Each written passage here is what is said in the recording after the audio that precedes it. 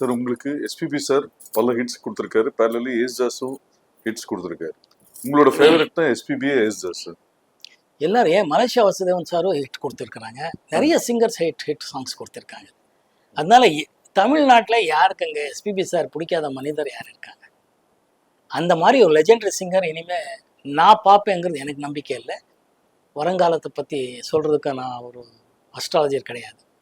But full singer, any kind of song, எந்த மொழி ஆனாலும் எந்த மாதிரி சாங் ஆனாலும் எக்ஸ்ட்ராடனரியாக பாடிட்டு இருந்த ஒரே சிங்கர் எஸ்பிபி சார். நான் இதுக்கு முன்னாடியே சொல்லியிருக்கேன், நம்ம காலேஜ் ஸ்கூலில் படிக்கும்போதே we use to love SPB sir. பெங்களூர்லேயே அவர் பாடினா கன்னடா பாடல்களாகட்டும் தமிழ் பாடல்களாகட்டும் வி யூஸ் டு ஹம் நம்ம காய்கா பாடிக்கிட்டே அலையும். ஏன்னா அவர் தான் இந்த கமல் சார் படத்துலலாம் சூப்பராக பாடியிருப்பார். பழைய கமல் சார் ஜெயசுதா படம் மறந்துட்டேன் படத்தோட பேர்.